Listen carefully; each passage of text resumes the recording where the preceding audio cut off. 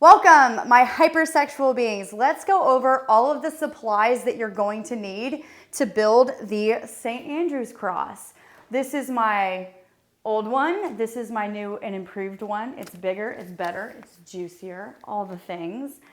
So I have some receipts here on the first things that you're going to need, and we'll get to the tools here in a second.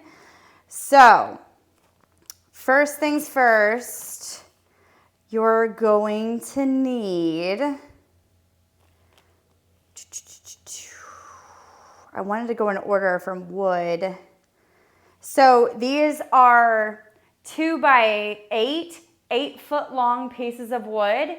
You're going to need 4 of those. Grab a pen and paper, take notes, y'all. The other thing that you're going to need to hold the wood together are these bolts. These are hex nut galvanized steel 3/8, and these are, where's the measurements at? 3.5 inch long. I did get the nuts, the washer, and the bolts, okay? Because when you put it through, you want to put the washer and the nut on the other side. So you will need 5 of these because you have the center, the top 2, and the bottom 2. The next thing I want to talk about is the rope loops. I did a vote on my TikTok and I asked people if I should do handle grips or rope loops, and rope loops won.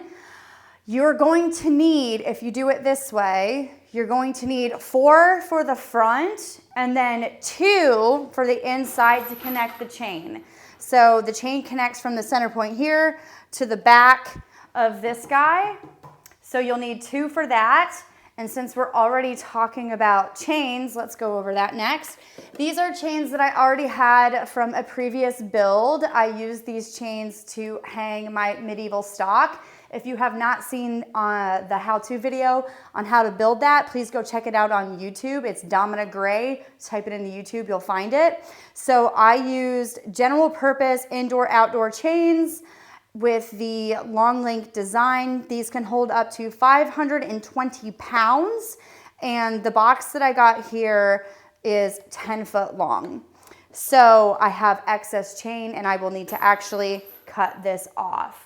Next part that I need to go over, it's mostly just like the wood, the chains, the bolts, and the rope loops. So that's the majority of the stuff for this.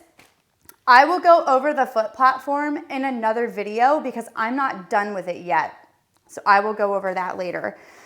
And the other supplies that I got, I don't have the exact price for some of this stuff, guys, because this is stuff I've used from other builds. I'm reusing things from other stuff that I have built. Remember, I built the stock, the milking table, the cross, the paddle, like the spoon, if you guys saw my spoon video. I have built so many different types of BDSM equipment. So please just go check out my YouTube channel. Follow me on TikTok. I have so many different things on there. The other things that you're going to need for this build, I'm sticking with the same color because I want my set to match. I'm sticking with the Renoke polyurethane. Okay, no, this is the wood stain. So Renoke Premium Wood Stain is what this is. And then I seal it off because of body fluids. So I put polyurethane on top of it. So you will also need that. And I bought this little kit while I was at the store because when I start using the polyurethane, it ruins your brushes, it ruins your rollers and everything. You might as well just toss it when you're done. That is why I got this disposable thing. Let me make sure I hit all this stuff. Oh, super important, the hinge that goes on the back of this. So where are you at with the hinge? Give me a second, guys. I know, I'm sorry. I'm just trying to read everything I have here. The ball hinge, it's a 4-inch ball hinge and it's made to hold a barn door. So it's very, very sturdy. And The total cost of everything that I purchased for this between these two receipts, the first one came out to $55.36, and the second receipt came out to $57.12. So that's for the wood, the nuts, the rope loops, the door or the hinge, and we could knock off the pull-out things because I'm not using them for this build. That came out to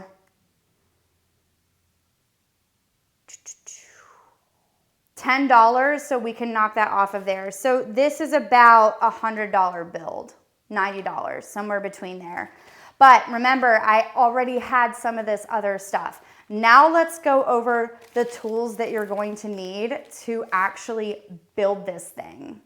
Here are the tools that you'll need to make the St. Andrew's cross. First of all, you're gonna need a miter saw. If you do not have a miter saw, you can use a protractor and a handsaw instead. I'm not gonna go over that right now though.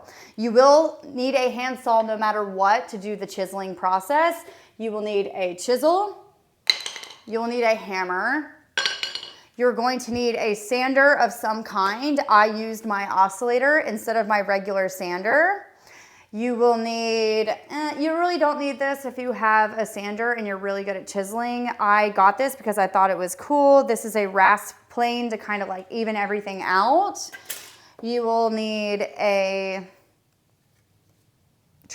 it's not a triangle, it's called a square. I always mess that up. You'll need a square for angles and other things like that and drawing lines.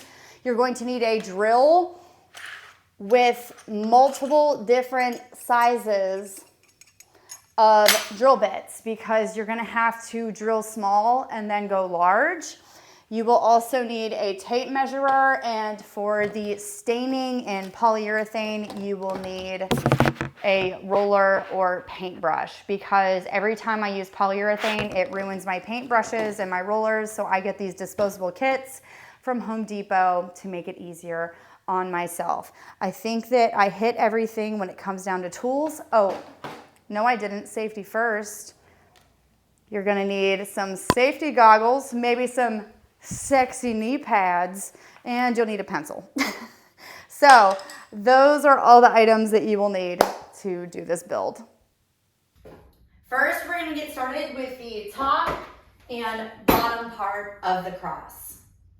With this, we're gonna reset this piece. And we're gonna set this to 20 degrees.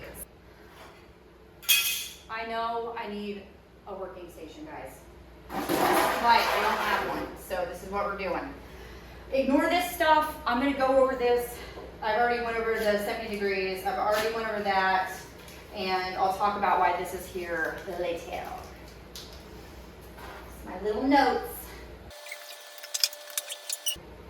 With this cut here that I really want to point out, after I make this cut, the widest part down here, we're going to do 3 feet across this point and then cut that same angle on the other side.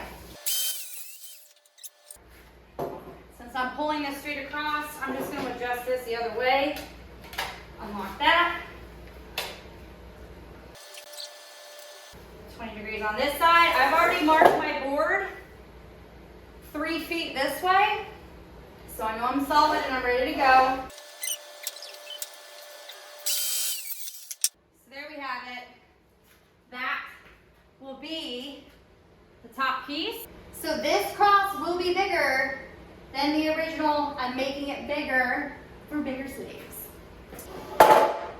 So that I'm not wasting wood, I'm going to use this cut line for the other part here. So I'm just going to flip this.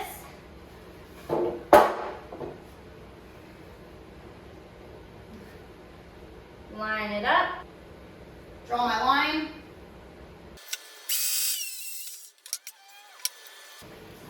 Now these two pieces match. perfectly. Let's talk about this for a second.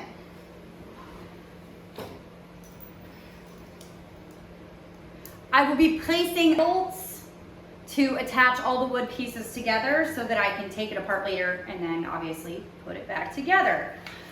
What I did was I measured this spot. I need to go directly dead center of this X. I did, you can see here, 3.5 inches from the side and 3.5 inches from this side. The reason why I did that is so that when I make those interlocking joints, I'm trying to give like a good example here.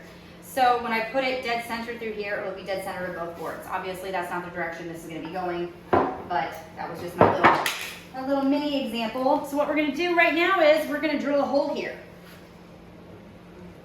Going straight down. Now this is a smaller bit because obviously that's not going to fit through here. We're just doing this for right now and we'll make a bigger one later. I just don't want to lose my placement.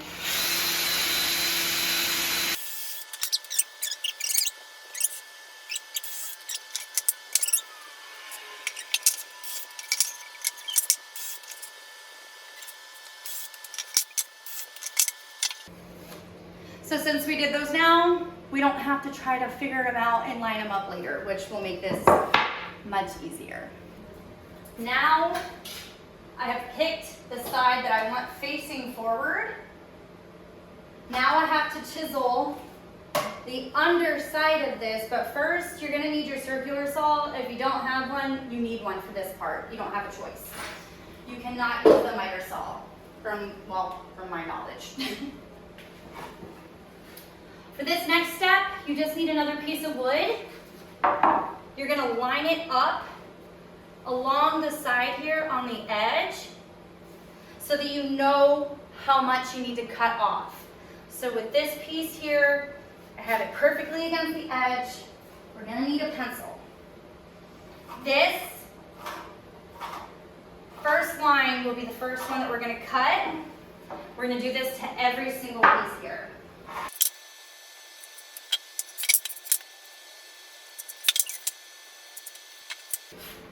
Now that we know our major line, we need to cut tiny lines all the way across. We're going to start cutting these little lines. Here's what we're going to do first. We need to set the depth of our circular saw. This is how we're going to do it. This. So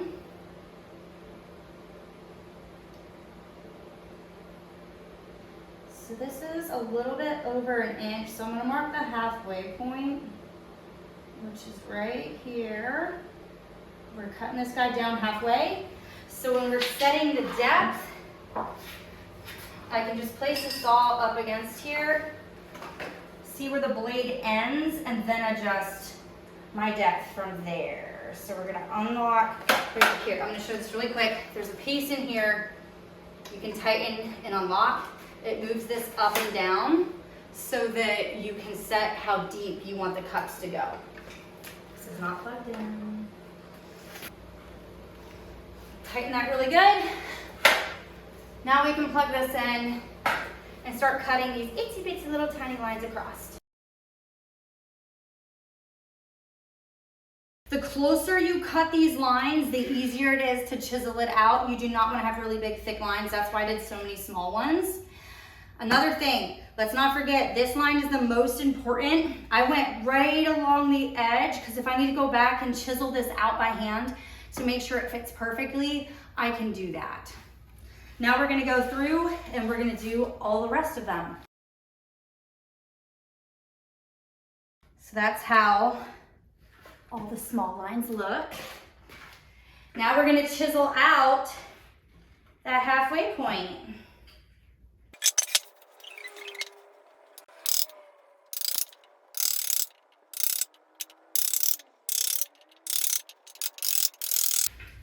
Now that these are chiseled out, I'm going to take this piece, lock it into the edge here.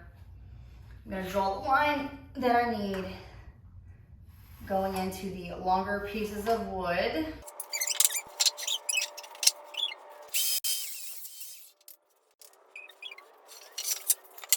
So now that matches up.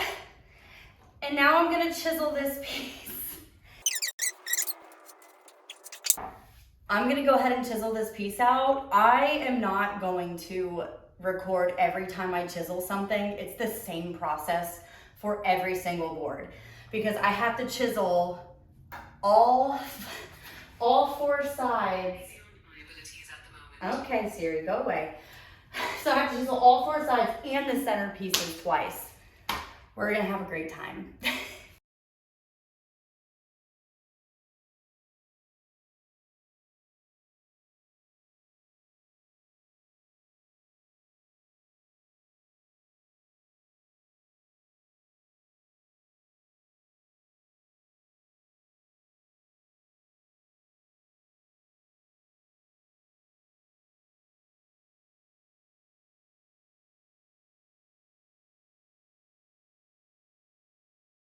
Now that I finished this, I got a new tool today because I was hoping it would make my life easier. This is a rasp plane kind of sander, wood sander thingy.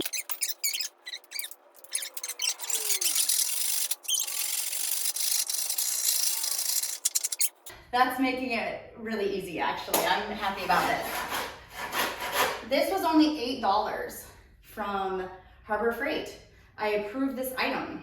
Now that I have both sides of the top piece chiseled, I'm gonna drill a hole so I can hold this part in place through the other side. That's why we drilled those holes at the beginning of this video. And I'm gonna put some nuts in there so that, or screws, nuts, whatever, the whole thing, so that I can hold this in place and draw the lines where I need to put the lines at to chisel the inside boards here. We're not going to cut the end of the boards yet. I'm sure you're like, why hasn't she cut the other side? Because I'm trying to make it match up with these things. I'm sure there was an easier way to do this, but this is my process and this is how I'm doing it. The first cross that I built, I took the boards and stacked them over top of each other, measured halfway down the boards, and then drilled a hole dead center, and then pulled the boards apart and then measured like these parts and then cut these parts. But I'm doing it backwards this time. So I'm hoping that it works. I have already went through, lined this up perfectly with my clamp. Now I'm gonna drill straight down and through on this side.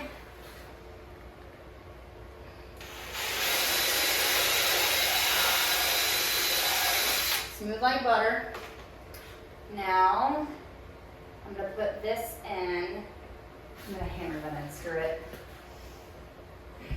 I want this to be really tight anyway for now. These are not the screw things I'm gonna use. I don't know if they're screw bolts. I don't know what they're called. I'm having a moment. I'm getting tired, guys.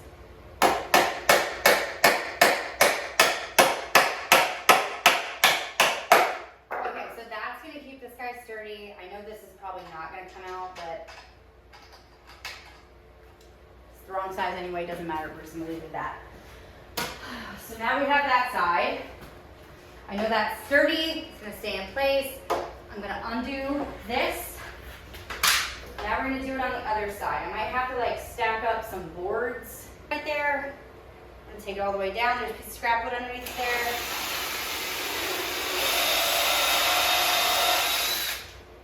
We have this to hold it in place.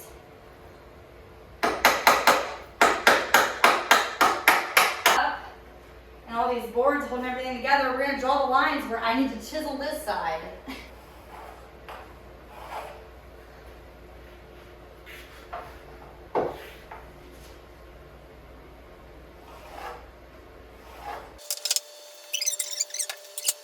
I need to cut on this line.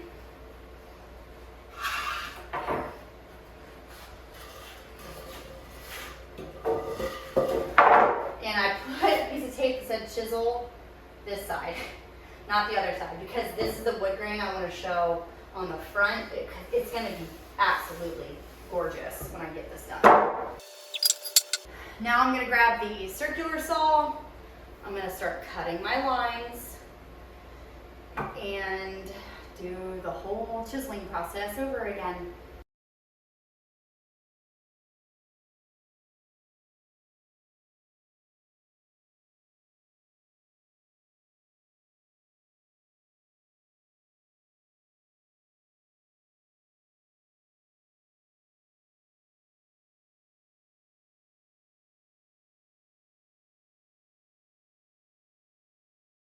Now, I want to mention this. You can see right here, there's a knot in the board. So when I was chiseling this out, you're going to get some deeper divots around your knots. But you're not going to see it anyway. It really doesn't matter. So if you have a knot that's closer to the edge, please probably don't use that board if you're chiseling along it on the edge, because it could take a big swoop chunk out of the side. And now that I've used the rasp plane to kind of sand this down, I did this on the other boards too. Then you can take your sander and clean it up a little bit.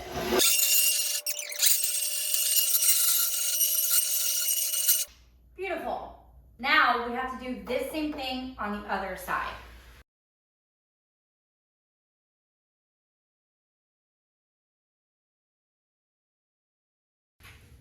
Every time I have to chisel another piece, I always clean up the area. I know I'm not showing like the whole process because it's just a lot of chiseling, but this next part is super important to chisel the other section. So I have flipped the cross. Now it's officially facing up instead of down because I made my locking joint here. So we're gonna line this up. And we're gonna line it up with this top half up here. And the screws are still in here from earlier, so I know that I'm lining this up perfectly. So that lines up there, line, line, line. This locking joint is perfect. Now I'm gonna draw the line on the other side. And I may have said this earlier, I'm sure you're like, why haven't you done this down there yet? We'll get to that later in the video, just bear with me. This is my process. There could be an easier way, I don't know. Okay, so this is lining up. This is lining up so beautifully. Like, I'm so excited right now. Where's my pencil? Have not enjoyed the chiseling process, but now I'm getting to the point where I am enjoying it because I know we're getting somewhere. Okay, so this is lined up really nice. We're gonna create our lines on each side, boom and boom. Now we're gonna take this board back off and we're gonna chisel this side now and do the same thing you just saw me do earlier.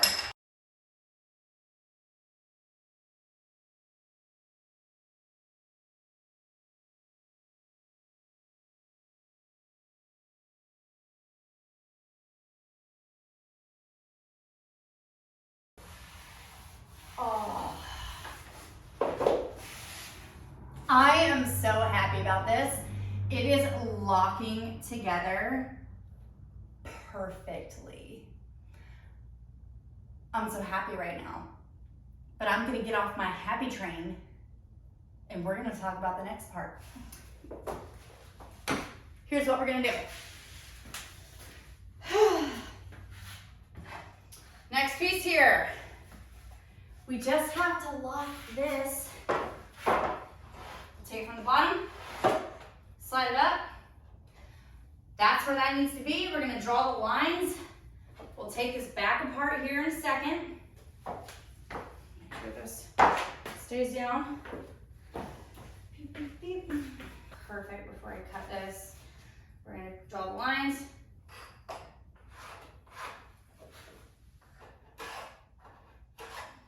And we're gonna cut this guy up.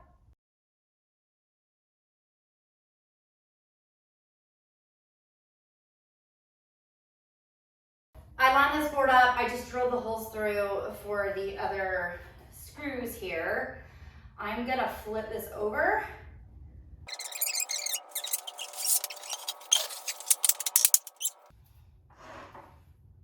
The front, or the main piece of this, is complete. So now I just need to put bigger bolts in this. I need to find the center point here to drill through to put a bolt here too. And then I can work on the back of the cross.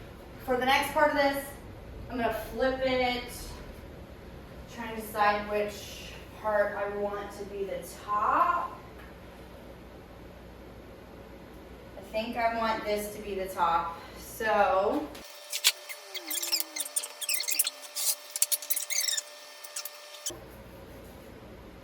back of top. I do stuff like this periodically through the videos, so if you see me putting basically sticky notes, that is why. Now, on that cross, I put the hinge right below the eye bolt. You can see, or not eye bolt, it's a regular bolt. So right below the bolt, we're gonna do that again.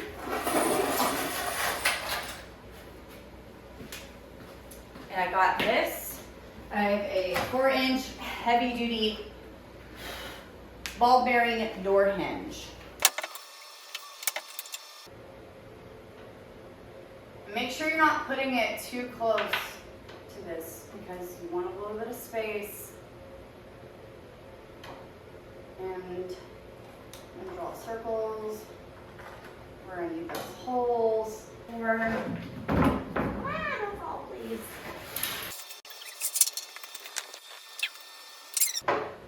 Put that piece back on here and drill that onto here first. And then I'll get a piece of wood and I'll decide my angle. When I place my board up against this, I know I need it to be 10 inches from the bottom of the cross so that I can have the same angle. And I will tell you the total length of this board once I grab my other piece of wood. You're gonna take this piece, this flap, and push it all the way down. We'll line this up. Oh, I just moved my camera. Okay, hold on. Go from this point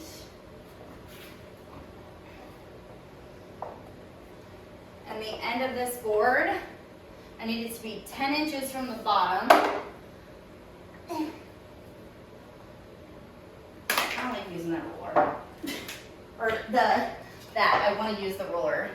For some reason, I don't know why, I just feel like this is easier for me. Okay, we'll match this up again.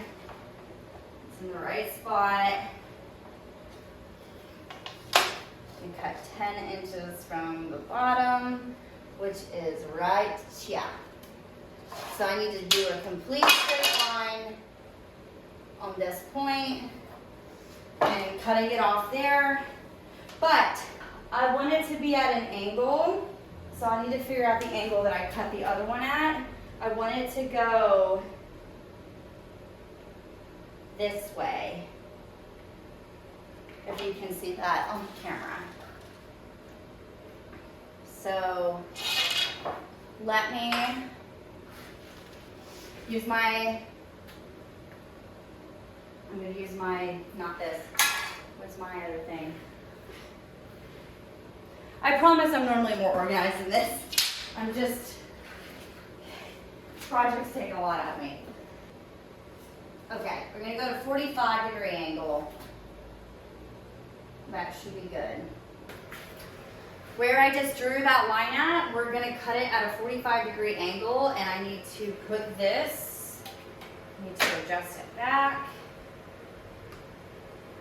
so that we're at 0. Okay, so now we have that 45-degree angle. So when the cross is leaning, this will be flat on the floor. So now I'm gonna center this up. We're gonna take this side, flip it, so it's facing down.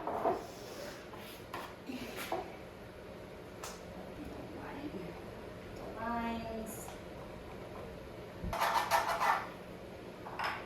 Next part I'm gonna do, I'm going to remove this piece.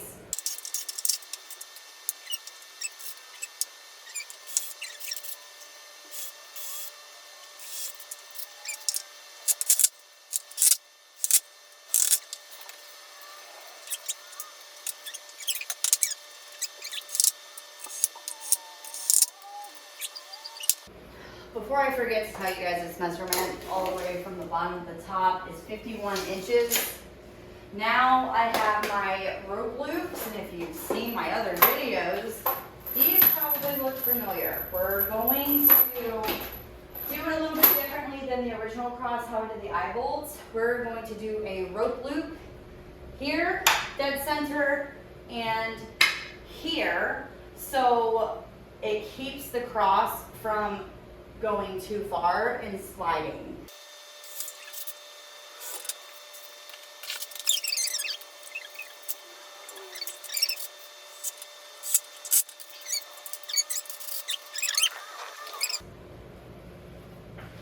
From this point, 6 inches down,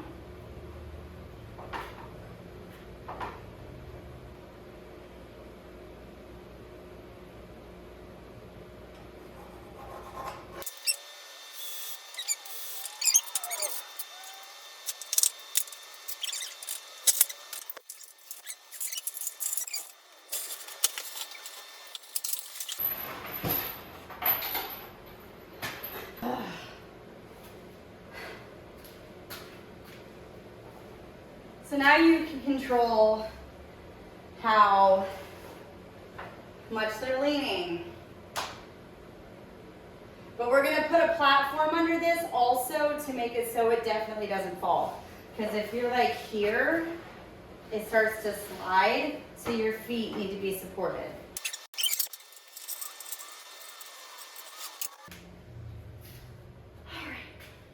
I know it looks like there's a gap here.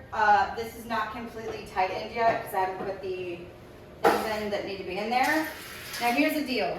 With this, even though you can lean on it, you still want a platform underneath of it because this bottom piece can still slide. Like even if you're up against the wall, I don't know if I would trust it. That's why I'm putting a foot piece under here. So there we have it.